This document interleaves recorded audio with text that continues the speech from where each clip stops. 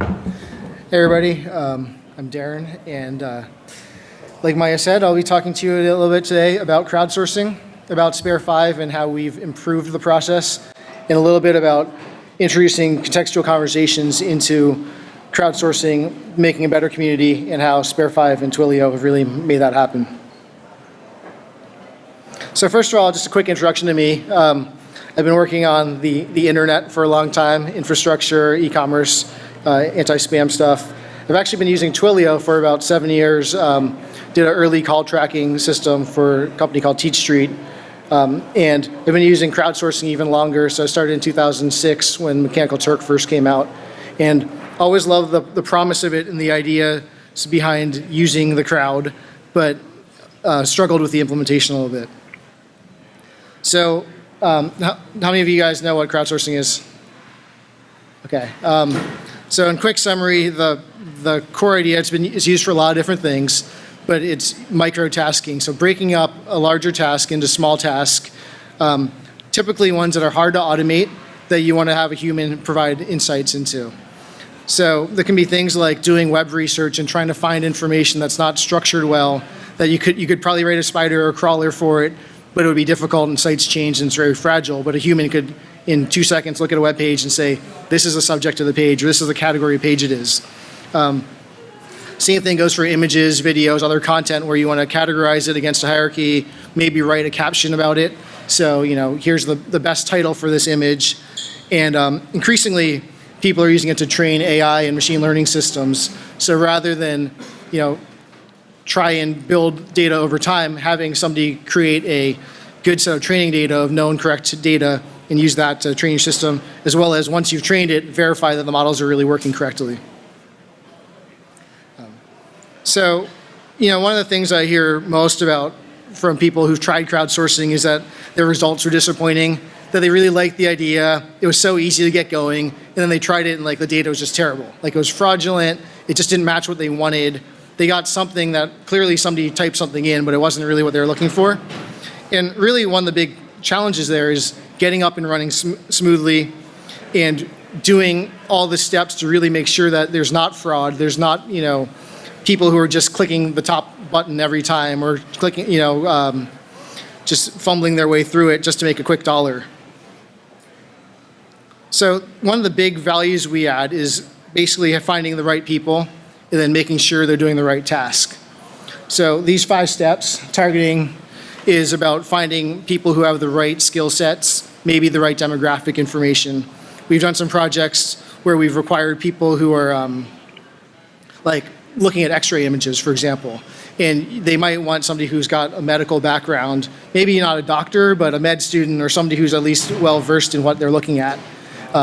Beyond that, there's qualification. So even if you technically went to med school, you may or may not know what you're looking at. So here's a little test, make sure that you're aligned. That's also not just about factual information, but it's, are you aligned with what the customer is looking for? So in some cases, yes, the picture of, I'll use a different example, which is fashion. You can look at a photo and say, yes, that's a dress, but what somebody might be looking at is that's a A-line dress, or that's got a empire waist, or things I don't actually know about, but I've seen them in our task.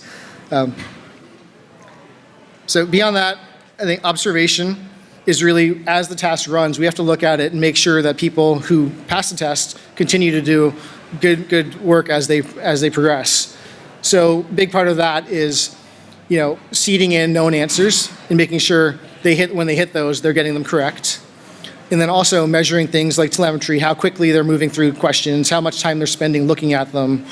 If there is something bad, do they notice it's bad, or do they just guess at an answer and move on? And then in our QA process, this is really where we differ from a lot of other platforms that don't do any QA for you or require you to build it. And what we do is a common approach in crowdsourcing is the idea of agreement. So ask 10 people and see if they all agree on the answer, and if it's right, great. That works for certain types of tasks, but doesn't work for tasks where it's either a very long tail of possible answers that are all valid, or where there's it's very hard to have multiple people do it. So some of the examples I'll show you with Twilio later, we have people in our app calling businesses, and you really just can't have 10 people calling and asking the same question. It's not polite. It's, businesses don't like it, and they end up not answering or not responding correctly. Then iteration is the other thing where we really watch tasks as they go through our system and make sure that we tweak the UX. If we see that there's click fraud from people always clicking the first answer, or selection bias, even if it's not fraud, how do we shuffle answers? How do we make sure we're showing the right hints contextually, giving them real-time feedback, saying, you're not quite doing the right task, you're trying, but here's some guidance that could help you. And a big part of that's even rewriting instructions. So as we tell people how to do the task, we realize, we never told them to be more descriptive. So they thought dress was a perfectly good answer for what is this picture of, when really what we wanted was attributes like the collar or the waistline. Here's a couple examples of tasks that we do. So this is about authoring titles for images. The situation is our customer's stock photo website, and their photographers will upload a picture, and they'll upload a picture like this and just title it firefighting, which is factually correct, but it's not really what people are going to look for when they're searching on their website. And so what we do is have people who have been qualified as being able to write English and being able to write descriptive phrases go through and write their own title for it. And that part's really easy, and that's what a lot of people start out with on other platforms. And then they realize, well, this isn't getting me the quality I want because people are just typing gibberish. So really where the value happens is in this next step, which is reviewing the description. And in this case, we're asking them, is it spelled correctly? Is there proper grammar? Are words cut off? And then we ask them, now that you've done that, look at the old title and the new title. Are there details that are missing? So if the photo actually had the name of a proper place, like it's the Eiffel Tower, and they just said metal structure, then that's probably not a good title, even though it's correct and valid. Even if it said 500-meter tall metal structure, it's still not valid. And then lastly, it's really making that subjective judgment, which is better. So here's the old title, here's the new title. Is the new title any better? Because even if it's longer and has more titles and things you can measure very much just by looking at the strings, if a human doesn't think it's better, it's probably not better. Another example that we do is around image annotation. So this is really for computer vision, finding objects within photos, marking where they are, as well as either entering descriptions of what they're marking. So in this case, it's finding home decor items. And you would outline the coffee table, the couch, the cushions, and then our customer here provided a taxonomy of things they were looking for. So now if you go search for coffee tables, you can see all the photos, maybe cropped to just coffee tables, or at least all the photos that contain coffee tables. This one's really hard to QA because, again, if we knew what was in the photo, we wouldn't have to ask people. So we do a validation task where we have another person look at the answers. For this photo, a number of people tagged the 5 items in the photo. So are these all correct? And then for each one, are they tightly bound? Are they the correct labels? And so now I'm going to go into kind of a more interesting use case for everybody here, which is around using Twilio. And the real use case here was finding metadata for hotels. And the big challenges here were, we have an online travel agent who's our customer, and they have all these information on their website that they want to keep up to date and valid. And the big challenge is they built a self-service tool for the hotel to use. They don't use it. So the information gets out of date. Like Wi-Fi information from 4 years ago is probably not the Wi-Fi information for today. So we've done questions around breakfast, Wi-Fi, and lastly, do you have any promotions for New Year's Eve or for some holiday? And that's where it gets really interesting because even if you do have a good in-house system for calling all the properties, asking all the information, something like that is of an entirely different scale. The other stuff you can spread out throughout the year, call every month, validate it. Suddenly it's December and you have to call every single property in your system, 100,000 hotels, and if your team of 20 people can't do that, what do you do? So, as I mentioned, the existing approaches people do, build these tools, try and scrape websites, which is, as we know, unreliable. We have done tasks to go look at their websites for them and say, well, what is the hotel reporting? But it turns out that's not always accurate. Relying on previous guests, which is, TripAdvisor sending out a survey saying, great, you stayed at the Sheraton Fisherman's Wharf. How was the Wi-Fi? Did you get breakfast with your meal? It's great, but it relies on having existing guests, having enough volume. And it also relies on somebody probably having a bad experience of they went there and the date wasn't up to date until after they showed up. And lastly, hiring a team. Obviously, that's a great solution. It's very expensive, and to my earlier point, doesn't scale if you suddenly need to ramp up for a holiday or some other occasion. So what we ended up doing is trying to integrate this into our model of crowdsourcing. One of my co-founders, his name's Patrick, was one of the founders of Urbanspoon. And they had a challenge where every holiday they had to figure out which of the restaurants in our directory are open or serving takeout. And while they had an internal team who could validate hours throughout the year, when it came time for the 4th of July, suddenly they had to find out whether anything was open. And they tried doing it with crowdsourcing with other platforms, and people wouldn't actually call. So they'd say, here's In-N-Out Burger, here's the phone number, call and find out if they're open. Somebody would just go click, yes, they're open, or no, they're not open. Or they'd do a Google search, and they would find, Google says it's open, it must be open. And neither one of those was really correct. And, it's kind of what you expect if you tell people, go fill out this form and I'll pay you 50 cents. They're probably just going to rush through and get 50 cents. They're not actually going to try and do a good task. So what we ended up doing was integrating Twilio into our app to make people control the whole experience. So first of all, we started out with an iOS app, and by its nature, it's usually a phone. It's got a microphone, it's got a speaker. Why not use Twilio client to actually initiate the call? So on the white phone, you can see that we're showing you what hotel you're going to call, but you don't have to have the number, you don't have to actually do any work, you just hit the button at the bottom and it connects you. Once you're connected, we walk you through the process of asking these questions, like do you have paid or free Wi-Fi? If they say no Wi-Fi at all, okay, thanks, hang up. If they say it's paid, then the next question might be, how much is it? Is it per day? Is it per hour? We walk them through this whole step, through multiple questions, and then, as you can see on the black phone, show them a review of what they collected. If we are able to, depending on the state and the local laws, we record that call so we can have somebody else validate it, or so we can do QA with automated systems. So we use VoiceBase and IBM Watson to do transcriptions, and we look for keywords. It's not particularly great, but what's better if we can is using our community to then say, listen to this snippet of audio. Did they collect the right information? We also say, is the timing correct? So if you just look at 5 questions, did the person do all 5 questions at once, or did they go through it in an actual sequence that makes sense? Did they spend the right number of seconds on this? And so we actually collect a lot of data, do a lot of machine learning to make sure that the timing is correct and the telemetry is correct. So what we've learned is pretty interesting. We've got a lot of learnings on the user experience. Number one was headphones are a must. We had people using their phones, in a loud room on the bus, trying to talk. It was a terrible experience. The hotels didn't like it. Words got back to our customers. So now we require you to plug in headphones or use Bluetooth, and we have a detection in our app that'll stop you if you don't do that. Number 2 is kind of obvious, but don't call it Italian bed and breakfast at 4 a.m.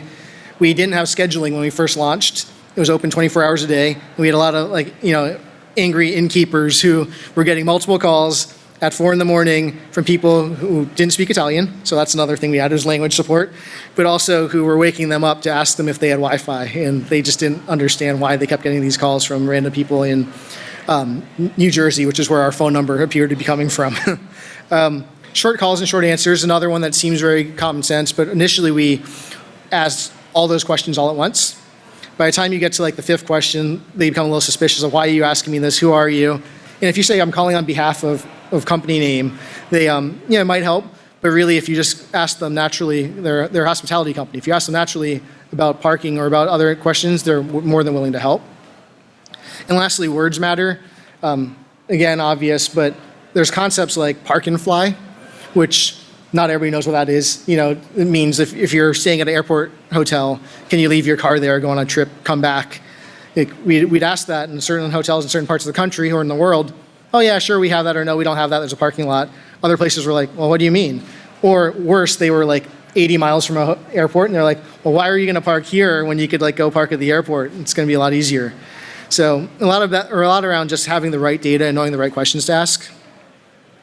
And then on the QA side, like I alluded to earlier, consensus isn't the answer. It's not about having 5 people call and see if they all get the same answer. It's about other ways that we can validate. So again, recordings, when applicable, when we can do it, and transcriptions, they do work. We can look at the order of words, but really community review is where it got interesting. If we can have somebody play back that snippet of audio and say, 1, did they ask the right question? So did they really ask, do you have Wi-Fi? And then 2, did they record it correctly? So somebody might say yes, but it's part of the resort fee. And we're explicitly saying if that's the case, it's not free. But the person might have recorded it as no. And then lastly, like I mentioned, telemetry. So the real timing of how they go through the flow and whether they're actually making the call.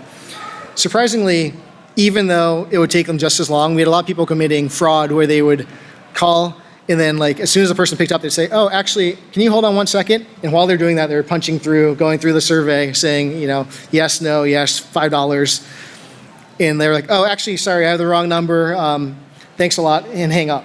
And I don't know why they did it. I mean, they spent the same amount of time as if they just asked the proper 3 questions. But I think everybody feels like they, if you get away with something and you can make money without doing actual work, that's great. So we've obviously had to build a lot around that. Good news is it works. So here's a customer quote that I won't read out loud, but really it's that our UX in our community has really worked for them.